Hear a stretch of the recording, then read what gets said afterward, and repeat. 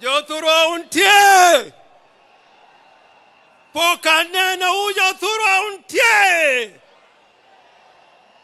Basi nitasema machache sana, yani muda imeyoyoma.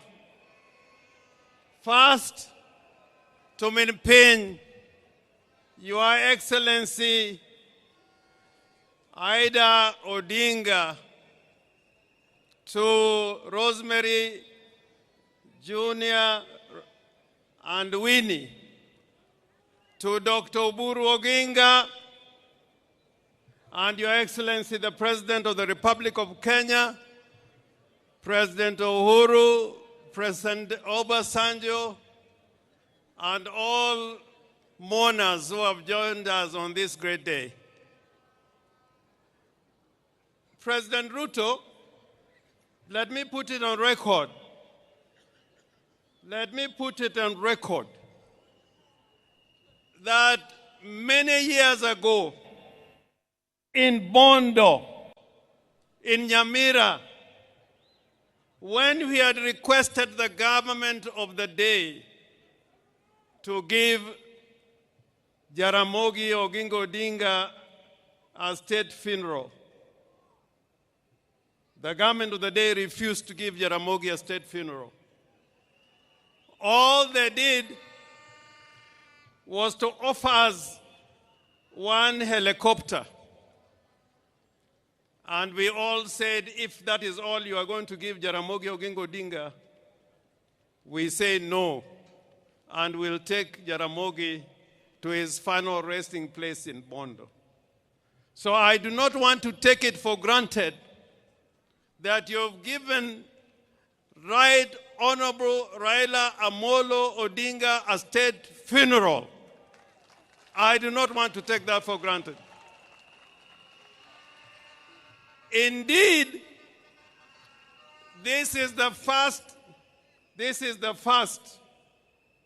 proper state funeral with military colors, with the participation of the military in the whole of Nyanza region. We have lost so many sons in Nyanza. We lost Mboya, we lost Agwingi, we lost Ouko, but this is the first time we have seen a state funeral, and I want to thank you for this and go on record as thanking you. Now, I want to say something about Raila. Because without saying the qualities of Raila, who really what Raila was, then it will be impossible to keep his legacy. What did Raila really stand for? Why did many politicians come over these years and fall on the wayside? And Raila was always there fighting for us. Raila was a fighter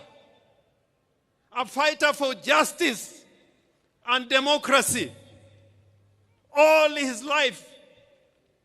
And sometimes I'm taken aback by some people who enjoy the rights Raila has fought for,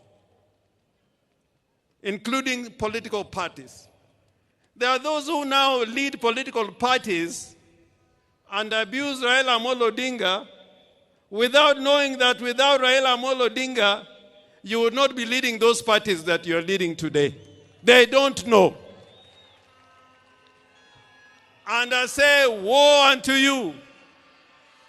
I say, woe unto you. There are those who forget the legacy of Raila Amolo Odinga. We have the Constitution of Kenya 2010. And people are here, and I like what Simbarati was trying to say, that there are people here today, when Raila was fighting for this constitution, they said no to that constitution. I want to remind you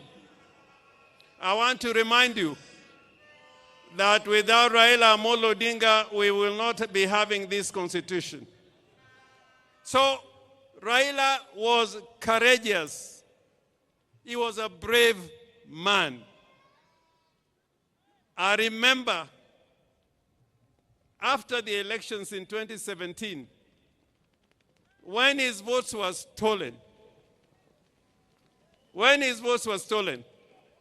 and we must continue to say that, when his votes were stolen,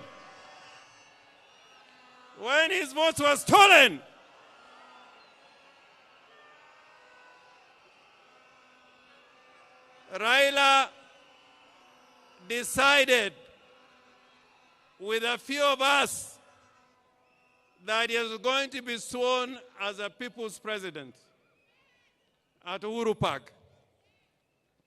You know, that day is when I knew there are many people who wear trousers, but they should not be wearing those trousers.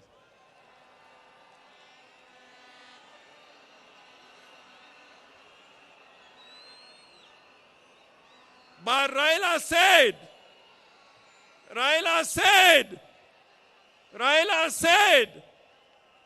we are going to Uhuru Park and I'll be sworn as the people's president.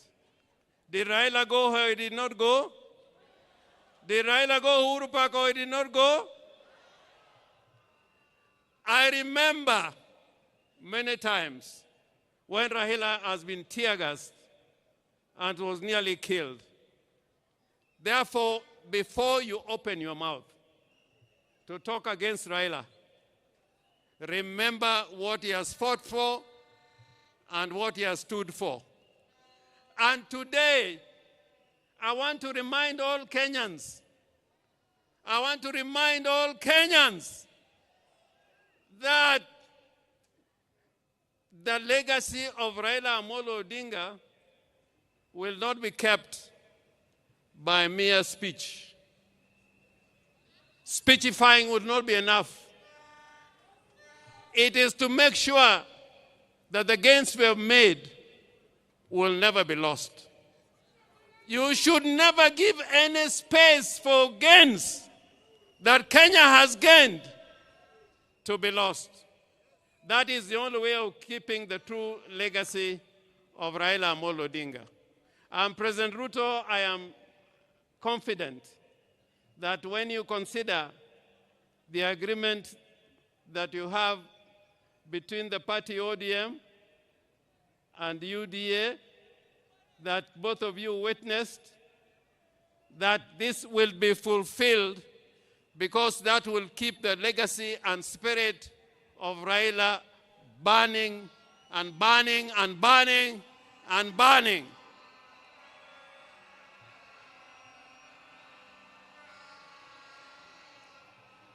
The other character of Raila Amolo Odinga, other than being brave and courageous, was that he was a peacemaker. Raila was a peacemaker. And even today, we can see that Raila can bring Uhuru together, and Ruto is here as president. That was the true spirit of Raila Amolo Odinga, that the nation should keep talking together in unity and as brothers. Finally, I'm one of the people who believe that we must keep the party ODM. You must keep the party ODM. Remember the ideology of the party ODM. There's a huge delegation here, including the governor from Tororo, people from Gulu. My friend Olara Otunu, I think, is also in the house. We welcome you. But Olara Otunu, during Pinluo, when His Excellency the President and President Museveni was here, he spoke in Luo. And I want, if you have anybody near you, to translate what I'm saying. Nijo Luo wangi kitwa Kitwa, kitwa, kitwa, kitwa. In that spirit of the Luo nation, that spirit of Luo nation is like we like speaking the truth. We like speaking the truth. We like living in peace with our brothers. We like inclusivity. We are against those who are trying to tear Kenya apart and speak the language of division and tribalism and ethnicity. Woe unto you! So, President, I urge you, even as we speak about unity, let us not kill political parties. Political parties are the foundation of democracy. Any arrangements we enter into don't kill political parties. So jothurwa awachonu kageno ni wabed gimoro achiel, odu en odu, od meru kata ka chwer mane odu, wabed kanyakla, wati kanyakla, mondo Kenya obed gimoro achiel. I thank you so much, Mr. President.